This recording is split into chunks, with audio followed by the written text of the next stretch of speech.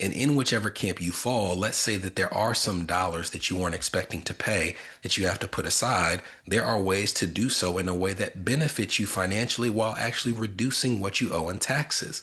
One of those is what we call the Social Security bonus. And we've talked about the fact that there are some levels of income and types of tax that you pay that tax no matter what you earn. For example, if you make $2,000 or $2 million, you're going to have to pay Medicare taxes on every drop of your income. But there are other taxes like the Social Security tax that are only assessed against a certain level of your income. As an example, in 2025, the Social Security wage base is $176,100, meaning that for every dollar you earn above that amount, you don't pay Social Security taxes on it. You have paid everything you need to pay for the current year. So we see people who are high income earners who towards the end of the year have already crossed that threshold and they get a de facto 6.2% bonus because every check they receive from now through the end of the year does not have Social Security tax assessed.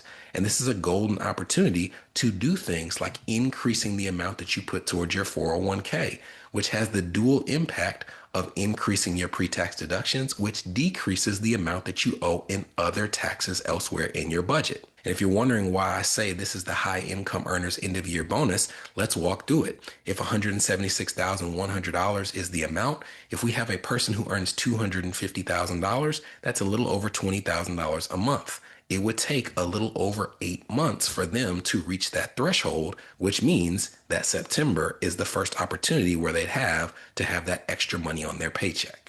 And we talked about 401ks. There are other opportunities when it comes to employee benefits as well. You could put more money in a health savings account.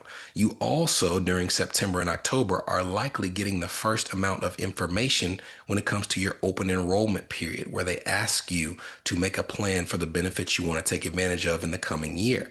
And if you missed out on this opportunity because you didn't realize how important it was in years past, now's the time to take an evening and sit down with that pamphlet or PDF or website and actually go through things like, are you going to take advantage of the FSA, the dependent care FSA, the health savings account, and the high deductible health plan? Because now's the time when those choices have to be made, and you don't want to just be filling it out on the last day without truly having an understanding of the impact on your budget based on the things that you might have contributed to in the past year. So if you did do the FSA and the dependent FSA, this is now the season where you need to have a plan to make sure you don't leave too much money in those plans.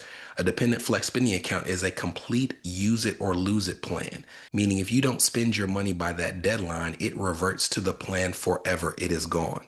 A flex spending account, however, does allow you a small allowance that can be carried over. Right now, it's a little over $600.